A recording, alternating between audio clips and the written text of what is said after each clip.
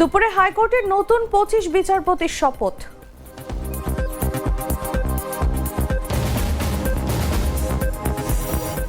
ডাকসুতে আজ থেকে প্রচারণা শুরু, 21 প্রার্থীর মনোনয়ন প্রত্যাহার।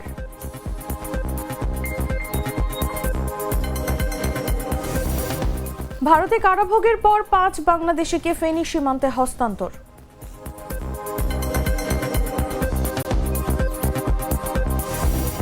যুক্তরাষ্ট্রের পতাকা পোড়ালে কারাদণ্ড, ভিসা বাতিল, ট্রাম্পের আদেশ।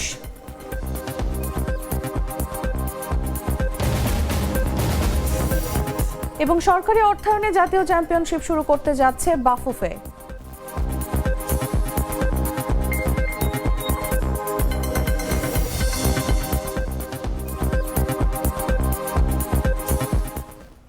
এতক্ষণ শুনছিলেন সংবাদ শিরোনাম।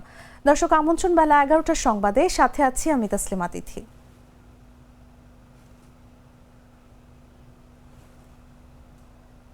থেকে তৈরি হয় প্রাণ সরিষার তেল, আসল ঝাঁঝে আসল স্বাদে। চলে যাচ্ছি পুরো খবরে। সুপ্রিম কোর্টের হাইকোর্ট বিভাগে অতিরিক্ত বিচারক হিসেবে নতুন নিয়োগপ্রাপ্ত 25 বিচারপতিকে আজ শপথ পড়াবেন প্রধান বিচারপতি সৈয়দ রেফাত আহমেদ। মঙ্গলবার দুপুর 1টা 30 সুপ্রিম কোর্টের জজেস লাউঞ্জে প্রধান বিচারপতি ডক্টর সৈয়দ রেফাত আহমেদ শপথ বাক্য পাঠ করাবেন। সুপ্রিম কোর্টের গণসংযোগ কর্মকর্তা মোহাম্মদ শফিকুল ইসলাম এক প্রেস বিজ্ঞপ্তিতে এমন তথ্য নিশ্চিত করেন। এর আগে সুপ্রিম কোর্টের হাইকোর্ট বিভাগের অতিরিক্ত বিচারক হিসেবে 25 জনকে নিয়োগ দিয়েছে সরকার। আইন বিচার ও সংসদ বিষয়ক মন্ত্রণালয়ের আইন ও বিচার বিভাগ থেকে সোমবার রাতে এ সংক্রান্ত প্রজ্ঞাপন জারি করা হয়েছে। নিয়োগপ্রাপ্তদের মধ্যে 9 জন বিচার বিভাগীয় কর্মকর্তা, 9 জন সুপ্রিম কোর্টের আইনজীবী ও 7 জন আইন কর্মকর্তা অতিরিক্ত বিচারক হিসেবে নিয়োগ পেয়েছেন।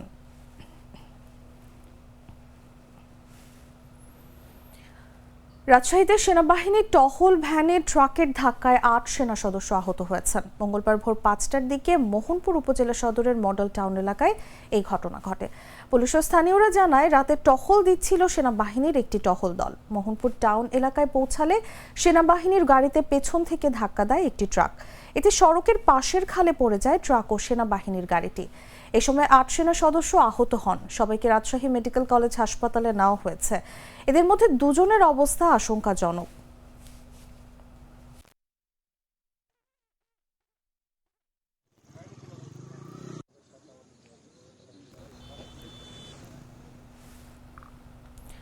ঢাকা বিশ্ববিদ্যালয় কেন্দ্রীয় ছাত্র সংসদ ও হল সংসদ নির্বাচনের প্রার্থীদের আনুষ্ঠানিক প্রচার শুরু হচ্ছে আজ মঙ্গলবার থেকে। সোমবার বিশ্ববিদ্যালয়ের প্রশাসনিক ভবনে আয়োজিত এক সংবাদ সম্মেলনে ডাকসু নির্বাচনের চিফ রিটার্নিং অফিসার অধ্যাপক মোহাম্মদ জসিম উদ্দিন এই তথ্য জানিয়েছেন। একই সঙ্গে নির্বাচনে অংশ নেওয়া 21 প্রার্থী মনোনয়ন প্রত্যাহার করেছেন বলেও জানান তিনি বলেন, মেজর কোনো আচরণ বিধির ভায়োলেশন এখন পর্যন্ত হয়নি। এমনটি যেন ভবিষ্যতে না হয় তা নিশ্চিত করতে চিফ রিটার্নিং অফিসার ও তার টিম কাজ করছে। অসমতা বা বৈষম্য দেখা দিলে এবং তা লিখিত দিলে আমরা বিধি মোতাবেক ব্যবস্থা নেব। এছাড়াও মঙ্গলবার বেলা 11টায় সব ভিপি, জিএস, এজিএস প্রার্থীদের সঙ্গে সিনেট হলে মিটিং করে আচরণবিধি নিয়ে কথা হবে বলে জানান রিটার্নিং কর্মকর্তা অধ্যাপক গোলাম রাব্বানী। এদিকে বিশ্ববিদ্যালয়ের জনসংযোগ দপ্তর থেকে পাঠানো এক সংবাদ বিজ্ঞপ্তিতে জানানো হয়েছে, যেসব শিক্ষার্থী ভোটার তালিকায় নিজেদের ছবি গোপন রাখতে চান তাদের আগামী 27 আগস্টের মধ্যে চিফ রিটার্নিং অফিসারের কাছে লিখিত আবেদন জমা দেওয়ার জন্য অনুরোধ করা যাচ্ছে।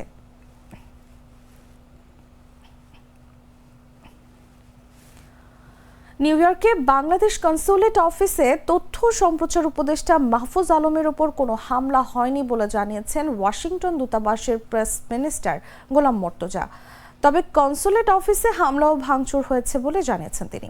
জুলাই গণঅভ্যুত্থানের বছর পূর্তি উপলক্ষে নিউ ইয়র্ক কনসুলেট অফিসে রোববার এক অনুষ্ঠানের আয়োজন করা হয়। সেখানে গিয়েছিলেন উপদেষ্টা মাহফুজ আলম। প্রেস মিনিস্টার গোলাম মর্তজা বলেন, তিনি সেখানে পূর্ব নির্ধারিত অনুষ্ঠানে স্বাভাবিকভাবে অংশ নিয়েছেন। মাহফুজ আলম সম্পূর্ণ স্বাভাবিকভাবে প্রোগ্রামে অংশ নিয়েছেন এবং প্রোগ্রাম থেকে বের হয়েছেন।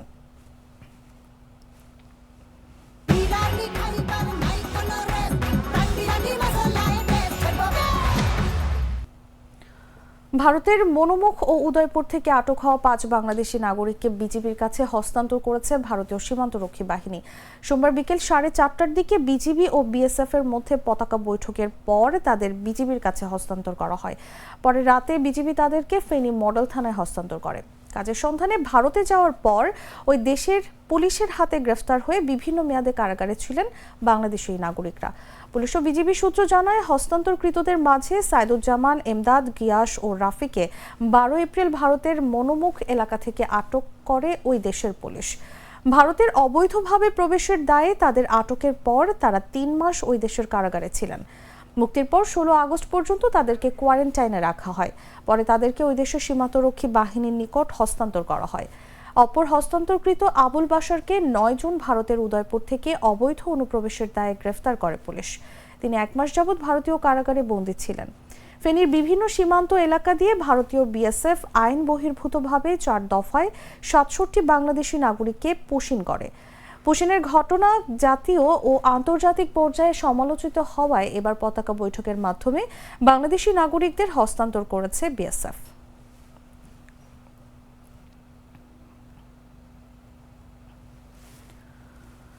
সাতক্ষীরা শ্যামনগরে মালঞ্চ নদী সংলগ্ন চর দখল করে গড়ে তোলা একটি রিসোর্ট উচ্ছেদ করেছে উপজেলা প্রশাসন। রোববার সুন্দরবনের সাতক্ষীরা রেঞ্জের মৌখালী এলাকায় খুলনার মাহবুব আলমের মালিকানাধীন A&N ট্রাভেল অ্যান্ড ট্যুরস নামের রিসোর্টটি ভেঙে ফেলা হয়। প্রশাসনের পক্ষ থেকে জানানো হয়েছে, পানি উন্নয়ন বোর্ডের সম্পত্তিতে কোনো ধরনের স্থাপনা নির্মাণ বেআইনি। তাই আগেই মালিককে নিজ দায়িত্বে স্থাপনাটি সরিয়ে নিতে বলা হলেও তা না করায় অভিযান চালানো হয়। তবে স্থানীয় ব্যবসায়ী ও সুন্দরবন কেন্দ্রিক পর্যটন সংশ্লিষ্টরা বিষয়টি ভিন্নভাবে দেখছেন। তাদের মতে, সুন্দরবনের আশপাশে নতুন পর্যটন কেন্দ্র গড়ে উঠলে এই অঞ্চলের অর্থনীতি চাঙ্গা হবে ও স্থানীয় অনেক পরিবার স্বাবলম্বী হবে। এ ধরনের বিনিয়োগ ধ্বংস করে দেওয়ায় ভবিষ্যতে বিনিয়োগকারীরা নিরুৎসাহিত হবেন।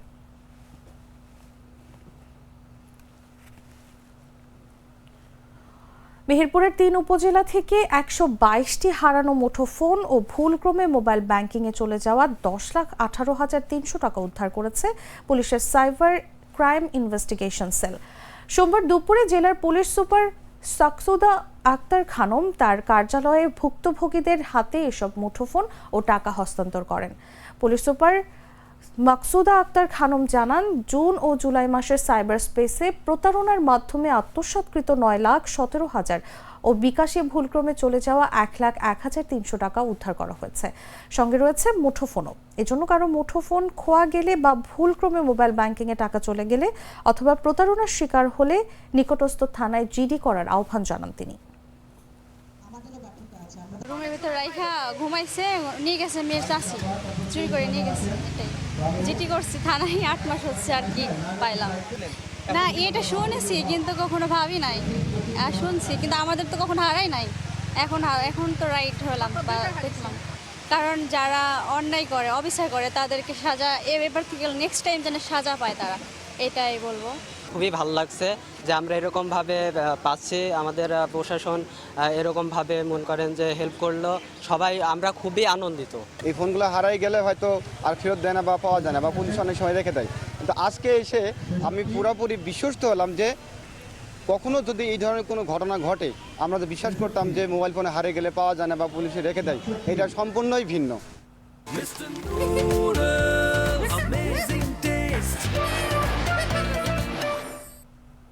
জানাবো আন্তর্জাতিক সংবাদ।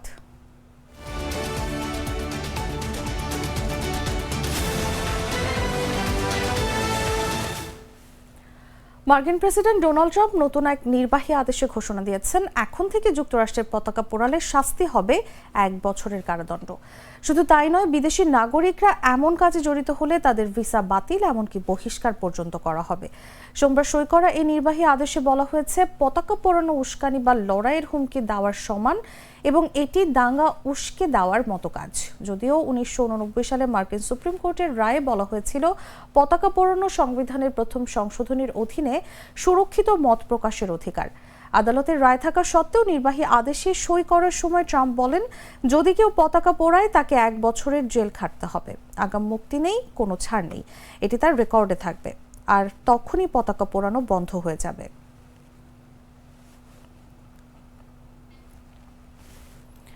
ইরানের পররাষ্ট্রমন্ত্রী আব্বাস আরাকচি বলেছেন, গাজায় চলমান গণহত্যা থামাতে বিশ্বকে এখনই কার্যকর পদক্ষেপ নিতে হবে।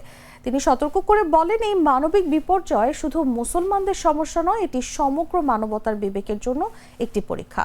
তাই ইতিহাস আমাদের এই দেরি আর ক্ষমা করবে না। সোমবার সৌদি আরবের জেদ্দায় ইসলামিক সহযোগিতা সংস্থা পররাষ্ট্রমন্ত্রীদের এক বিশেষ বৈঠকে আরাকচি একথা বলেন। বৈঠকটি অনুষ্ঠিত হয় ইরানের অনুরোধে, যা তিনি 6 আগস্ট ওআইসি মহাসচিবের কাছে পাঠিয়েছিলেন। আরাকচি বলেন, গাজার বিপর্যয় শুধু মুসলমানদের বিষয় নয়, এটি বৈশ্বিক বিবেকের পরীক্ষা। তাই ধর্ম বা ভৌগোলিক অবস্থান নির্বিশেষে সব দেশকে মানবতা, ন্যায় বিচার ও মর্যাদার পক্ষে দাঁড়াতে হবে। ইতিহাস আমাদের এই দেরি ক্ষমা করবে না। গাজা আর অপেক্ষা করতে পারে না, এখনই পদক্ষেপ নেওয়ার সময়। ইরানি পররাষ্ট্রমন্ত্রী অভিযোগ করেন, ইসরায়েল প্রকাশ্যেই গাজায় স্থায়ী সামরিক নিয়ন্ত্রণ, নতুন অবরোধ, বাফার জোন ও জোরপূর্বক উচ্ছেদের পরিকল্পনা করছে। আর এসবের আসল নাম হলো জাতিগত নিধন।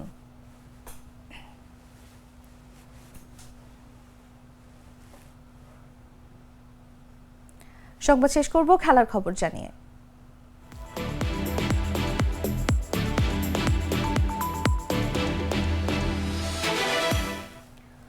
জাতীয় চ্যাম্পিয়নশিপ আয়োজনের জন্য বাংলাদেশ ফুটবল ফেডারেশন 18 কোটি টাকার বাজেট তৈরি করে সহযোগিতা চেয়েছিল সরকারের কাছে। এর মধ্যে যুব ক্রীড়া মন্ত্রণালয় ও জাতীয় ক্রীড়া পরিষদ আলাদা আলাদাভাবে 5 কোটি করে মোট 10 কোটি টাকা দিচ্ছে বাফুফেকে। এই 10 কোটি টাকা পেয়ে বাফুফে 4 বছর পর শুরু করতে যাচ্ছে জাতীয় চ্যাম্পিয়নশিপ। বাজেটের বাকি 8 কোটি টাকা বাফুফেই যোগান দেবে।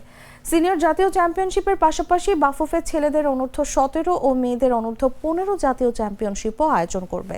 30 আগস্ট মুন্সিগঞ্জের স্বাগতিক জেলা ও জামালপুরের ম্যাচ দিয়ে শুরু হবে জাতীয় চ্যাম্পিয়নশিপ। দেশের সবচেয়ে বড় এই ফুটবল আয়োজনে অংশ নিচ্ছে 64টি জেলা দল। 8টি জোনে বিভক্ত করা হয়েছে জেলাগুলোকে। টুর্নামেন্টের প্রথম 2 রাউন্ড হবে হোম অ্যান্ড অ্যাওয়ে ভিত্তিতে। শীর্ষ 16 দল নিয়ে শুরু হবে নকআউট পর্ব। ঢাকা জাতীয় স্টেডিয়ামে হবে ফাইনাল।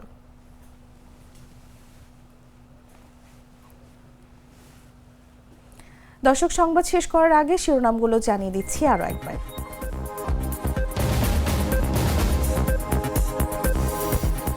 দুপুরে হাইকোর্টের নতুন 25 বিচারপতির শপথ।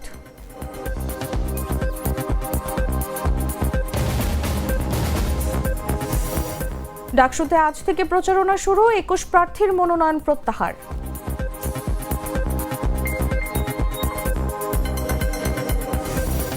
ভারতে কারাভোগের পর 5 বাংলাদেশিকে ফেনী সীমান্তে হস্তান্তর।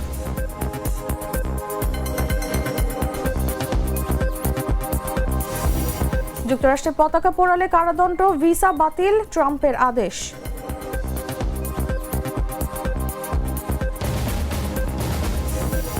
এবং সরকারি অর্থায়নে জাতীয় চ্যাম্পিয়নশিপ শুরু করতে যাচ্ছে বাফুফে।